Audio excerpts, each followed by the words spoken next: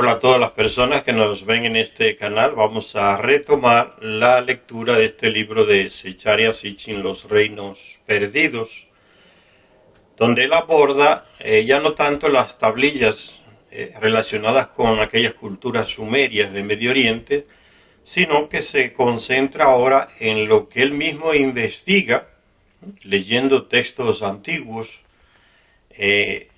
sobre las culturas, o sobre algunas culturas, no sobre las, o sea, todas, sino sobre algunas culturas antiquísimas aquí en nuestro continente.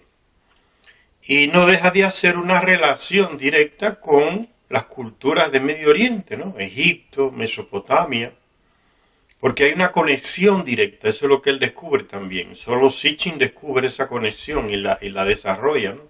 Una conexión directa con las culturas antiquísimas de aquí de nuestro continente y las culturas de Medio Oriente, Egipto, Mesopotamia, los hititas, ahí en Medio Oriente también. Entonces él va desarrollando estos temas, incluso descubre coincidencias profundas entre estas culturas acá y las culturas de Medio Oriente. Pero eso tiene una explicación. ¿Por qué? Porque son las mismas personas que civilizan aquí las que civilizan allá. O sea, esos señores que vinieron del planeta Nibiru, los que cayeron del cielo a la tierra, no caer, es el lenguaje del terrestre, para decirnos vinieron en naves desde el cielo, desde otro planeta. Los Anunnaki, los llamados Anunnaki, o sea, hijos de Anu, del rey de Nibiru. Entonces, ellos son los que civilizan, asumen el planeta aquí, pero por lo menos la superficie del planeta, como una colonia de ellos, para extraer oro. Y la crean el terrestre para que trabaje para ellos. En una primera etapa crean un terrestre que es como salvaje. Solo sabe trabajar hasta morirse, no reclama, no se queja. El trabajador primitivo por ingeniería genética.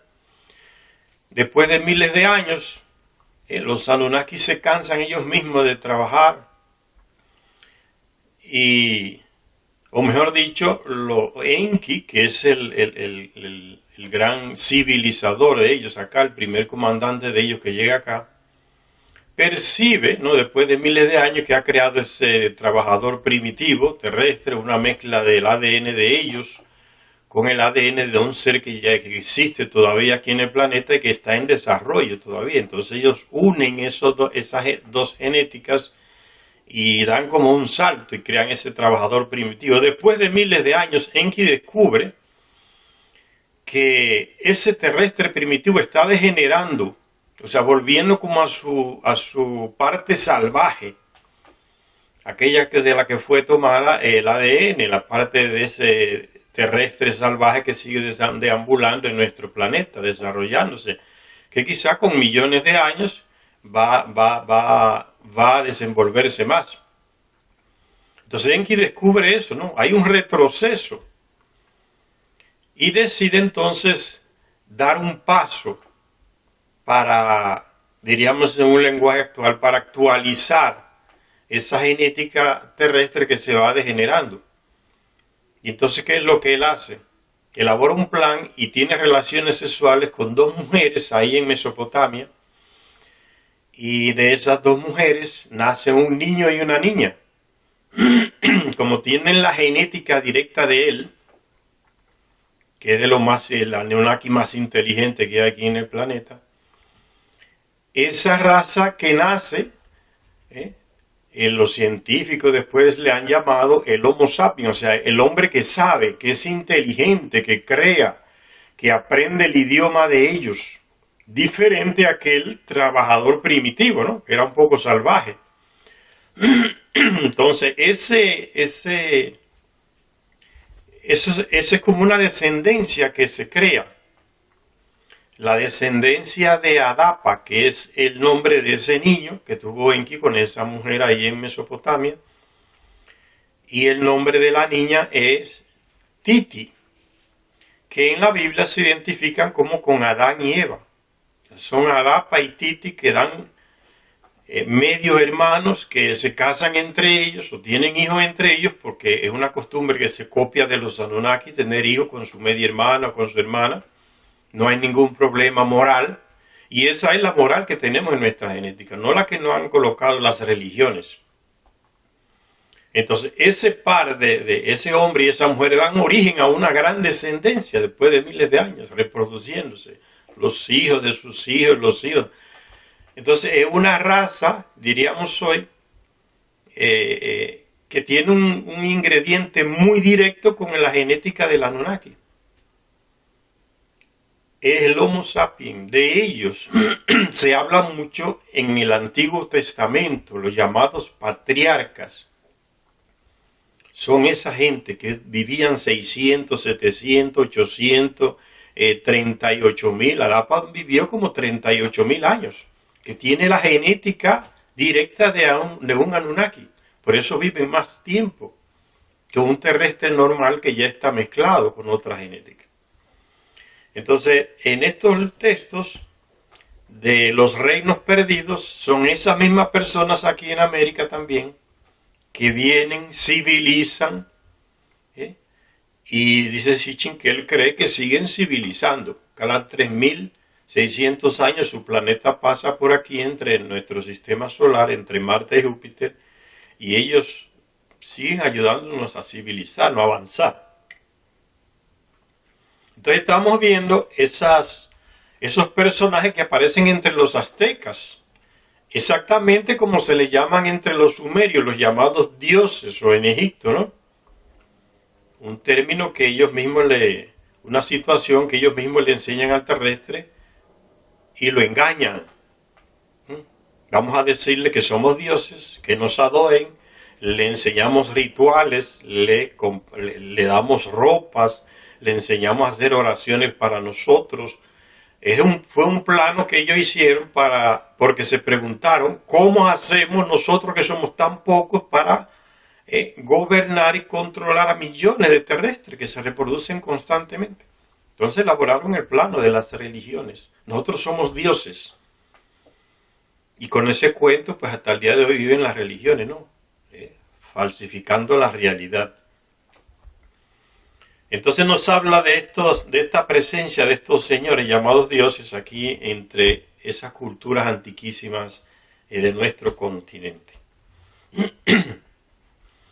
Hay muchas representaciones donde se ven estos personajes Anunnaki, llamados dioses, y que se nota claramente en esas representaciones que no son naturales como los originales de estas regiones. Los indígenas naturales de este continente no le crece el vello en la cara, por lo que ya explicamos, por la manipulación genética que se le hizo a Caín antes de traerlo aquí a América, y creó esa descendencia de indígenas, diferentes culturas indígenas, pueblos indígenas, que no le crece el vello facial. Entonces, en esas representaciones que hicieron los aztecas y otros pueblos antiguos, aparecen estos personajes también igual como aparecen en las representaciones de los sumerios, de los egipcios, ¿no? Con barbas. Son barbados, tienen la nariz fina. O sea, no corresponden con el natural, con el indígena de acá. Entonces se nota que es una raza distinta. Y son ellos los civilizadores también. Sigue diciendo Sitchin entonces, la gente a la que inmortalizaron los aztecas en representaciones donde aparecen no solamente estos personajes blancos, de piel blanca, con barba, barbudos, nariz fina, sino que aparecen otras personas, aparecen negros, que tienen su origen en el continente africano, y aparecen gente con rasgos de Medio Oriente, que también vinieron de ahí, de Medio Oriente, lo que es Palestina, Israel, Siria y todos esos lugares, Mesopotamia, Irak, Irán, Siria. Entonces, estas razas aparecen acá también, representadas. Dice, la gente a la que inmortalizaron los aztecas en muchas representaciones eran claramente idénticos a los dignatarios semitas. de ahí de Medio Oriente, Israel, Palestina, Siria, los semitas, descendientes de Sem, uno de los hijos de Noé.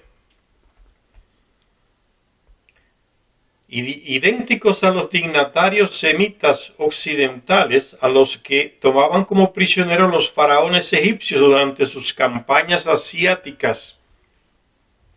Aparecen esos personajes con los mismos rasgos físicos de esos dignatarios semitas, de lo que hoy es Palestina, Israel, esas regiones por ahí, Canaán, el Líbano, Siria, todas esas regiones, región de Canaán, que en la lucha contra el imperio egipcio eran capturados. Entonces esas mismas representaciones aparecen por acá. Representaciones tal como las representaron los vencedores en sus inscripciones conmemorativas de las paredes de los templos. ¿Por qué y cuándo estos marinos mediterráneos llegaron a América? Hay muchas versiones que señalan que esos pueblos orientales llegaron acá, tenían comercio acá. Ya los Anunnaki habían hecho el contacto a través de los descendientes de Caín. Caín fue traído de allá, de Medio Oriente. Se le modificó la genética. Y siempre hubo ese contacto. Se han encontrado en el norte de Brasil estelas de piedra con inscripciones de gente que dice venimos de Canaán. Y marcan la ruta marítima que hicieron. Por el Pacífico. Llegaron a las costas de Ecuador, por ahí, fueron bordeando el continente hasta el sur y subieron hasta las costas de Brasil. Y ahí están esas estelas de piedra con inscripciones, el idioma de ellos, de los llamados fenicios, y lo dicen claramente, ¿no? Somos los descendientes de Canaán, venimos por estas tierras. Éramos tantos en el barco, murieron tantos, había una conexión, porque ya la habían hecho los Anunnaki, que se instalaron también en estos territorios. En los textos sumerios aparece el nombre de estos territorios, eso es lo que se le dice las tierras más allá del gran mar, o sea, del océano. No se le da un nombre completo, a veces se dice las tierras de exilio, porque uno de ellos importantísimo se envió acá exiliado, que fue Marduk, desde allá, desde Egipto, se le envió acá. Por eso muchas la tierra de los errantes, de los exiliados. Entonces son los nuevos territorios, también se dice los nuevos territorios de Enlil, de Ninurta. Ya se mencionan estos territorios por acá en los textos sumerios antiquísimos. Entonces, se pregunta Sitchin, ¿por qué y cuándo estos marinos mediterráneos llegaron a América? Las pistas arqueológicas son desconcertantes, ven, pistas arqueológicas, que no es teoría, son cosas palpables que se han encontrado acá, que le dan fuerza a esa teoría de la presencia de esos gente de Medio Oriente por acá. Las pistas arqueológicas son desconcertantes, dice Sitchin, pues llevan a un enigma aún mayor. Los olmecas y sus aparentes orígenes negros africanos, pues como se ve en muchas representaciones, los barbados y los olmecas se encontraron cara a cara en los mismos dominios y en la misma época. Ya Zecharia Sitchin planteó claramente que los olmecas, esos negros africanos que dejaron tantas representaciones de piedra, ahí en Costa Rica, en Nicaragua, por ahí por esos lugares, Mesoamérica, Guatemala, sur de México, toda esa región de Mesoamérica aparecen esas caras enormes de piedra y todos son con rasgos africanos, solo hay que buscarlo en internet y véanlo. Y Zecharia Sitchin plantea que ese precisamente, la aparición de esos personajes con rasgos africanos por acá y con rasgos semíticos por acá, No es coincidencia, es que son la gente que trajo Ningisida, que es el mismo Tot en Egipto, Ningisida en Sumeria, el hijo de Enki que le enseñó una gran capacidad de manipulación genética, el mismo que manipuló la genética de Caín y lo trajo acá miles de años antes. Es el mismo que tiene que huir de Egipto con sus seguidores negros y gente de Medio Oriente y se instala en Mesoamérica. Ese es el origen de los negros ahí en Mesoamérica, que fueron exterminados por las poblaciones nativas en guerras. O sea, ellos que llegaron y encontraron ya a los descendientes de Caín, que ya estaban aquí miles y miles de años, se dan guerras entre ellos y ellos son eliminados. Esa gente de Medio Oriente y esos negros africanos, porque eran los menos. Los descendientes de Caín, o sea, los indígenas que ya están acá, son millones.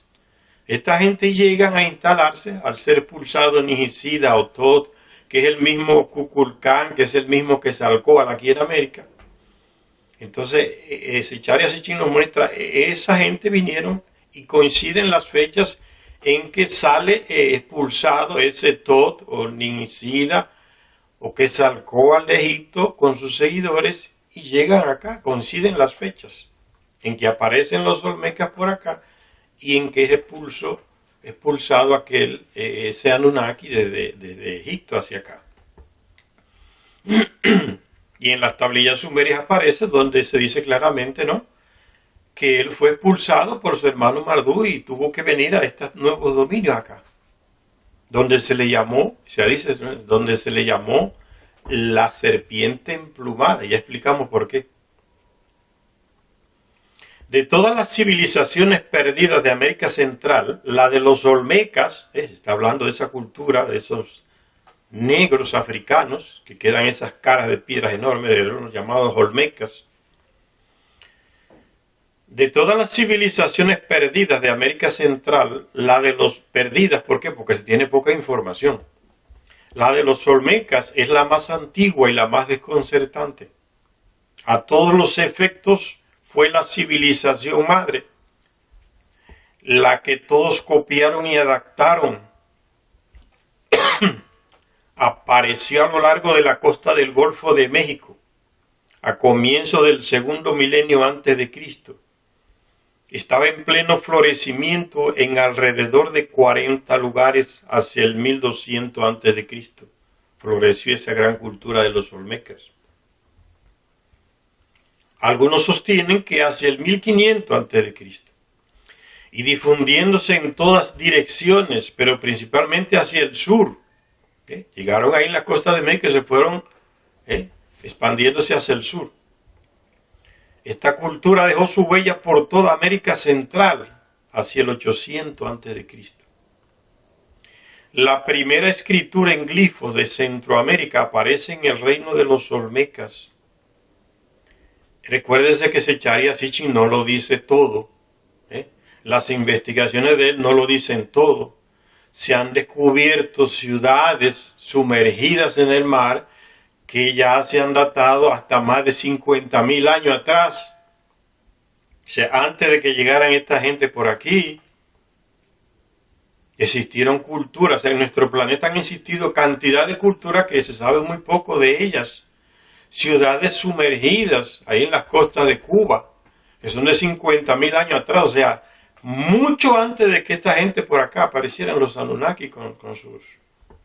trajeran estos negros y esas culturas antiguas. O sea, ha habido muchas humanidades en nuestro planeta, solo que se tiene poca información y la que se tiene, los que la consiguen la esconden. Culturas que se han ido a otros planetas desde acá. Se han encontrado pruebas de esas culturas, pero muy desarrolladísimas, con naves espaciales. Entonces, esto no es lo máximo, lo más antiguo, ¿no? Estos libros hay que leerlos con un sentido crítico. Esto es una parte de nuestra historia que Zecharia Sitchin lo cubre, investiga y no las deja. Pero esto no es todo. Hay algo más atrás de la presencia de los Anunnaki aquí en nuestro planeta. Ellos llegaron 400.000, 500 años atrás O sea, ni 1 millón de años. Y aquí habían culturas ya que tienen millones de años, antes de los dinosaurios, con los dinosaurios. O sea, en nuestro mundo ha habido muchas humanidades que se sabe poco. Y sigue diciendo que esa gente dejó su huella, estos olmecas negros africanos, dejó su huella por toda América Central hacia el 800 a.C.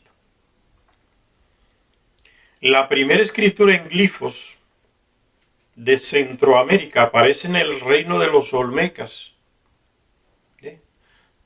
Ya vienen de Egipto con una cultura desarrolladísima. ¿Quién los desarrolla? Los civiliza, los Anunnaki.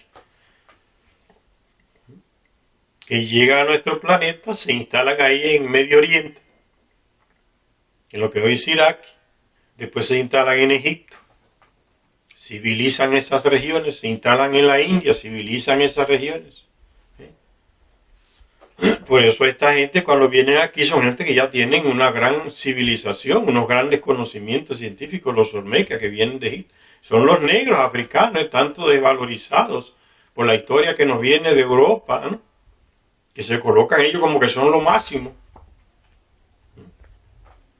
Y dejan de lado esas culturas africanas. O sea, no han pintado la realidad, la historia la han manipulado para presentarse los europeos como los civilizadores. Cuando uno se mete en estos libros, uno dice que eso es puro disparate, lo que no han metido en la cabeza y lo siguen metiendo en las universidades en la historia. Las primeras inscripciones del calendario de la cuenta larga, con la enigmática fecha de comienzo de 3113 a.C., las primeras obras de arte escultórico grandiosas y monumentales, la primera utilización de esa piedra preciosa llamado jade, las primeras representaciones de armas o herramientas manuales, los primeros centros ceremoniales, las primeras orientaciones celestes, trabajando con matemática astronómica, guiándose por las posiciones de los astros, de las estrellas, de las constelaciones. Eso exige un conocimiento muy profundo a nivel astronómico. ¿Quién se lo da a esta cultura? Los Anunnaki, que iban y venían en el espacio. Entonces esta cultura tienen esos conocimientos muy profundos, más de lo que se tiene hoy. Estos olmecas, ese Charya Sitchin va haciendo una lista como que son los primeros en todo. Como se dice de los sumerios allá, en Medio Oriente, ¿no? Los primeros en muchas cosas, le decían los egipcios, le decían los griegos, ellos son los primeros en muchas cosas. Y aquí se dice de los olmecas. Pero recuérdense que Sitchin no lo dice todo. No olviden ese punto de vista.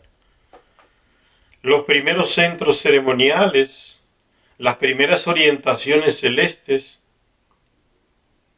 todos fueron consecuciones de los olmecas.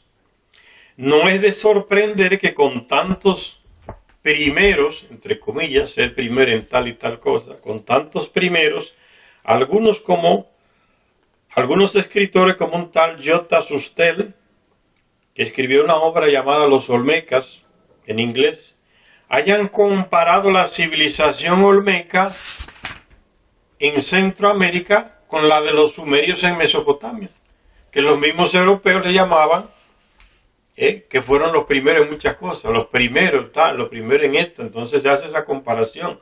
Los sumerios allá en Medio Oriente, los primeros en muchísimas cosas, y los olmecas aquí los primeros en muchísimas cosas. Ven el desarrollo tecnológico, civilizatorio, el conocimiento que tenían estas culturas negras que llegaron aquí a América. Africana, herencia africana.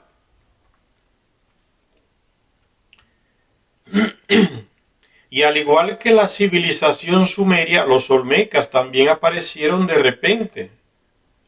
Aquello que se le dice los sumerios, no se sabe de dónde viene ese pueblo, o sea, no se sabe. Los expertos europeos que ya han dedicado a estudiar esas tablillas antiguas ya, y muchas se los han robado, se las han llevado, están en los museos de Londres, de Francia, de Alemania, de Bélgica.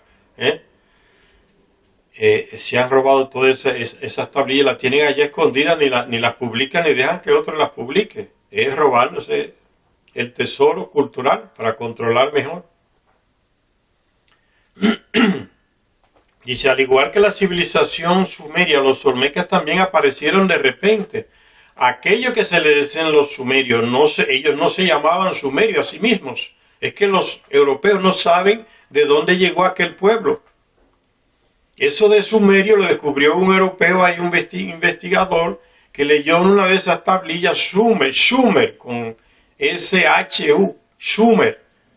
Y él mismo concluyó, entonces ese pueblo serán los sumerios. Y lo tradujo mal porque dijo sumerio. Y era sumerios que debía de decir. Y le pusieron los sumerios, y así siguieron en el monte de monos atrás, como hacen ellos, ¿no? Colón comete un error, dice que aquí son indios porque cree que llegó a la India y todo el mundo, los europeos y todos los escritores, entonces son indios hasta el día de hoy. Sabiendo que es un error, pero lo siguen repitiendo. Indios son los de la India. Pero es lo mismo acá también. Ellos sufren de ese problema, ¿no? Cometen errores y lo siguen repitiendo a través de miles de años. Es señal de atraso, una mentalidad muy atrasada a nivel de investigación. Como ya les dije, aquellos ingleses que fueron a Australia y le preguntan al indígena, ¿qué animal es ese que salta en dos patas, corriendo y saltando? Y el indígena le dice, yo no entiendo lo que tú me estás diciendo, ya no entiendo lo que tú estás hablando, pero en el idioma del indígena de Australia, ese no entiendo lo que tú me estás diciendo, se dice cangurú, no entiendo lo que me estás diciendo. Pues el burro inglés dice, entonces ese animal se llama canguro, así se quedó. Ven, el error lo sigue repitiendo por miles de años. Igual que el Colón. Llegué a la India. Entonces todos son indios. Y seguimos repitiendo la misma estupidez hasta el día de hoy. Pues eso pasa con los sumerios. Aquel tipo descubrió en unas tablillas ahí que decía Sumer. Dice, entonces tienen que ser los sumerios. Y esa es Sumeria, la civilización sumeria. Y se quedó así hasta el día de hoy, pero no se sabe de dónde llegaron esos pueblos sumerios, que ellos le llaman sumerios. Y lo mismo entonces sucede por acá.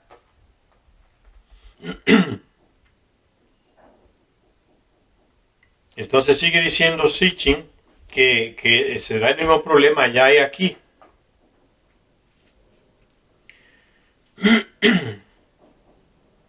Sigue diciendo Sitchin, ¿quiénes eran estas gentes que habían logrado tales hazañas?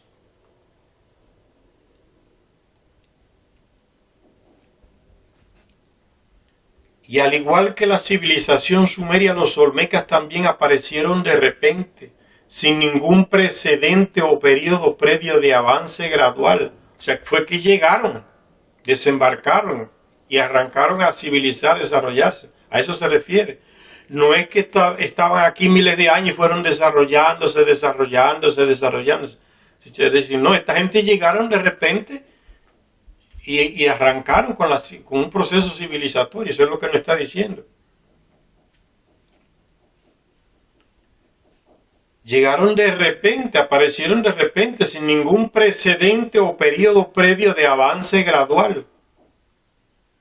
En sus textos, los sumerios describían su civilización como un regalo de los dioses. Como que los sumerios decían que quienes nos civilizaron fueron ellos, los que cayeron del cielo a la tierra. Los Anunnaki. Los llamados dioses después de miles de años. Los eternos les decían también. Los señores les decían también. En sus textos, los sumerios describían su civilización como un regalo de los dioses, los visitantes al planeta Tierra que surcaban los cielos en sus naves. Y de ahí que se les representara como seres alados. Cada vez que hay una representación de un hombre con alas en estas tablillas sumerias, aquí en Mesoamérica, la serpiente alada, Eso, el terrestre está queriendo decir con eso que esta gente se podían elevar por el aire, en el espacio. Eso no es que tenían alas. Son imágenes para decirnos algo que usa el terrestre que no entiende ni conoce la tecnología.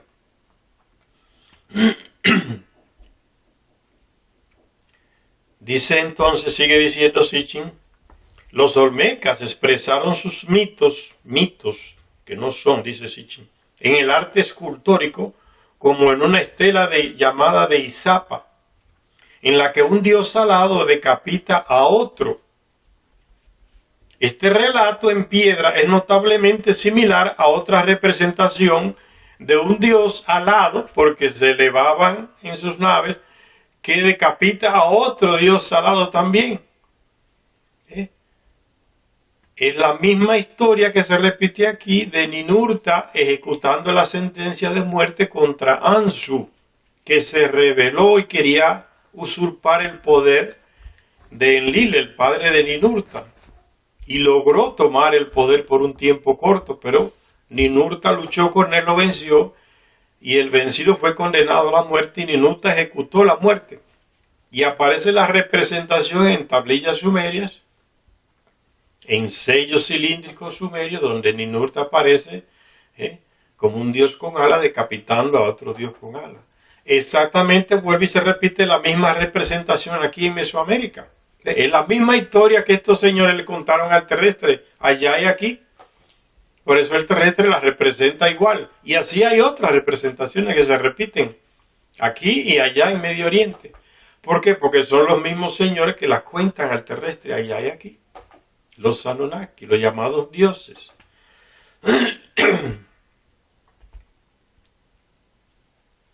¿Quiénes eran estas gentes que habían logrado tales hazañas? Apodados Olmecas, que significa pueblo del caucho.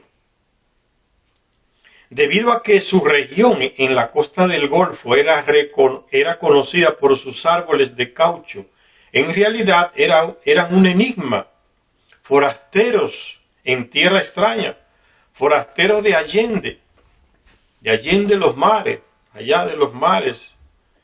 Un pueblo que no solo pertenecía a otra tierra, sino a otro continente. Así lo ve el nativo de aquí, descendiente de Caín, de 50.000 o 70.000 o 100.000 años atrás, que ya habían desarrollado esas culturas aquí, de pirámides enormes, y esas culturas fueron decayendo. Son los descendientes de Caín, que sabía construir ciudades, él y su descendiente, porque Ninurta les enseñó. Entonces esos descendientes de Caín, que son los indígenas de nuestro continente, que no les sale barba, ya tenían miles, más de 50.000 o 60.000 o más años acá, y grandes culturas de ellos habían ya desaparecido, decaído, dejando esas grandes ciudades, grandes pirámides. Entonces llegan otras culturas miles de años después, y esas pirámides, pues esas ciudades ya están abandonadas.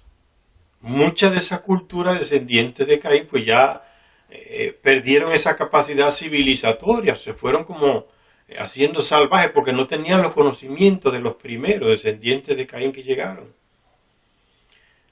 Entonces los olmecas llegan miles de años después y traen algo nuevo, una gran civilización más fresca, más actual. El pueblo del caucho, los olmecas, que pertenecía a otra tierra, fue traída de Egipto, esa raza, y de otro continente, el continente africano. En una zona de costas pantanosas, en donde la piedra es rara, ellos crearon y dejaron tras de sí monumentos de piedra que asombran hasta en nuestros días. De estos, los más desconcertantes son los que retratan a los propios olmecas, esas grandes cabezas en Centroamérica de piedra. Se instalan en una región de Mesoamérica donde no hay grandes piedras, en esa región de México, por ahí, del sur. Grandes llanuras, no hay grandes piedras, no hay grandes canteras de piedra. Y sin embargo ellos construyen grandes cabezas de piedra. ven el grado de civilización, de adelanto tecnológico que tienen estos olmecas africanos. Y dejan ese testimonio.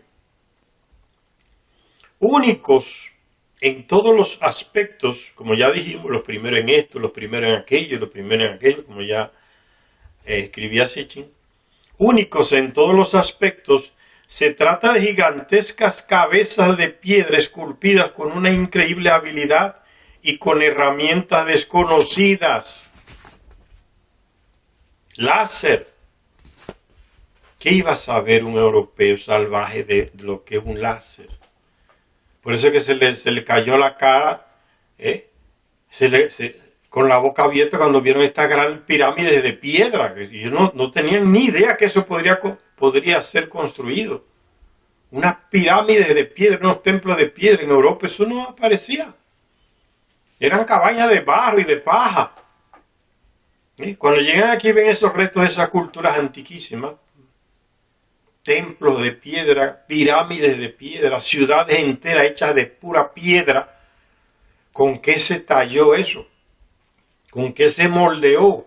Está hablando de estas construcciones, nos hablan de una tecnología antiquísima, muchísimo más avanzada que la que tenían esos salvajes europeos que dice que llegaron a civilizarnos.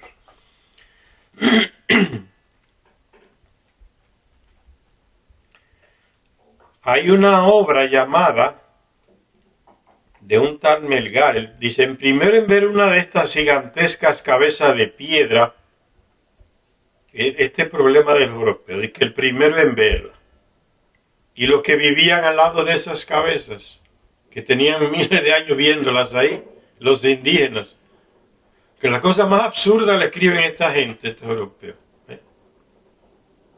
El primero en verla, y aparece como el que él descubrió las cabezas olmecas ahí en Mesoamérica. Y los indígenas que vivían ahí viendo esas cabezas miles de años atrás, no descubrieron nada. Es como que yo vaya a Europa y descubra un pedacito de algo por ahí y diga, ay, yo soy el primero en descubrir. Y los que vivían allá y ya vean ese disparate cada día, por cientos y cientos de años. ¿Cómo es posible que esa cosa es ridícula? Pues eso sucede. Esa mentalidad colonialista en creer que no, somos los primeros. Descubrimos a Machu Picchu, descubrimos a esto, porque un europeo llegó primero allá. Los primeros nativos que llegaron allá, eso no descubrieron nada. El desprecio del colonialismo hacia la cultura nativa. Ellos sí descubren, estos que están no descubren nada.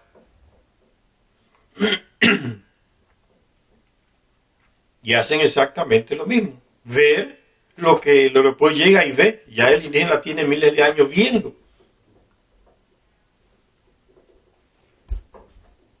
Dice que hay una obra, dice el primero, dice Charles Sitchin lo pone entre comillas, el primero en ver una de estas gigantescas cabezas de piedra con rasgos africanos fue un tal J.M. Melgar y Serrano, en Tres Zapotes, en el estado de Veracruz, en México.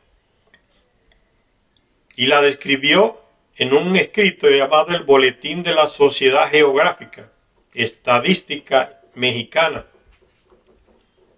Estos antropólogos latinoamericanos son formados en la misma escuela europea. Por eso piensan como los europeos. Cuando descubren cosas, reaccionan exactamente igual que el europeo. Porque es la formación europea que tienen esta gente, aunque sean nativos de aquí, de nuestros países. Dice el primero que vio una de estas cabezas ahí en el sector llamado Los Tres Zapotes, en el estado de Veracruz. Describió esta cabeza en una obra llamada El Boletín de la Sociedad Geográfica y Estadística Mexicana en 1869. Como una obra de arte, una magnífica escultura que lo que más sorprende es que parece representar a un etíope. Oye, que parece, viendo que son rasgos africanos, él todavía duda. Que parece que son. supuestamente con rasgos, o sea,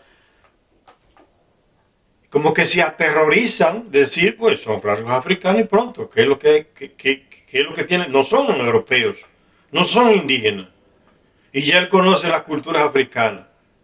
Pero es que parece africano, es africano. Está ahí los rasgos de piedra enfrente, los rasgos físicos. Que parece, dice, representar a un etíope de África.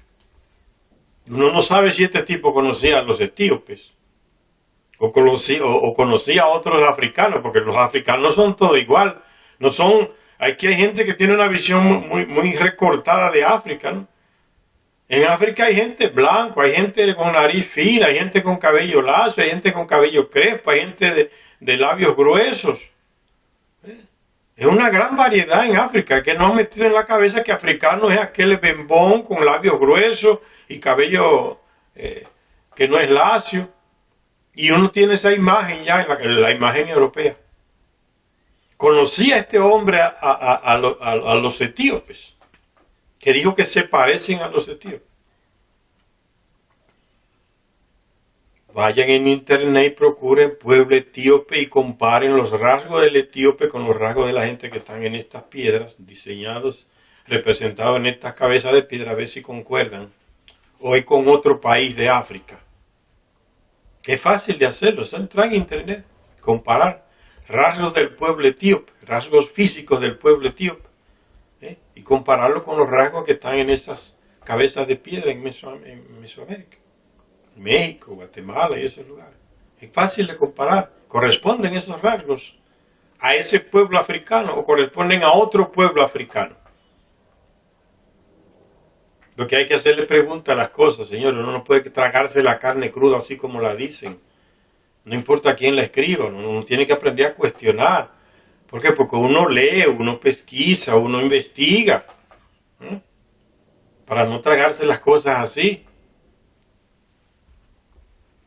Hoy es más fácil porque tenemos comunicación con cualquier país del mundo. A nivel de conexión con internet ya podemos ver muchas cosas que antes no se veían. Tenemos la capacidad de comparar, cuestionar. Parece representar a un etíope, dice. Unos dibujos anexos reproducían fielmente los rasgos negroides de la cabeza. Pero hasta 1925 los expertos occidentales, o sea, se está refiriendo aquí Sitchin a esos europeos y estadounidenses, expertos occidentales. Y él le llama experto, burlonamente, ¿no? Los expertos occidentales no confirmaron la existencia de tan colosales cabezas. O sea, a ellos no les dio la gana de reconocer que son cabezas africanas, entonces como que no existían. Para la comunidad científica, para los expertos, no existen las cosas hasta que ellos no las definen y dicen, sí, eso está. O sea, para los otros pueblos que ven eso por miles de años, eso no se toma en cuenta, por eso no. Es nosotros que tenemos que ir y ver, y entonces ahí a partir de nuestro ir y ver, ahí las cosas comienzan a existir. Ustedes han visto una actitud más ridícula de un investigador. Esa es la antropología europea estadounidense. Tienen ese complejo. Si ellos ven, las cosas existen. Si ellos no las ven, no existen. Pero hasta 1925 los expertos occidentales no confirmaron la existencia de tan colosales cabezas de piedra. Necesitaban ellos confirmarlas para saber que existen. En la cabeza de ellos sí. Eso no fue confirmado por nuestros científicos, por nuestros laboratorios. Esa es como la garantía de que la cosa existe o no existe, o es de verdad o no es de verdad. Sí es en lo de ellos que se comprueban las cosas. En los otros pueblos no, eso no vale, el conocimiento del otro pueblo no vale nada.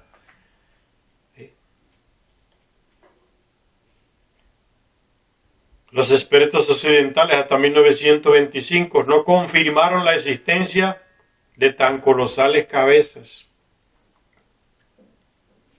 Cuando un equipo arqueológico de la Universidad de Tulane, encabezado por Franz Blom, los europeos, llegan, ven la cabeza, ahora existen cabezas de piedra, porque ellos llegaron y las vieron.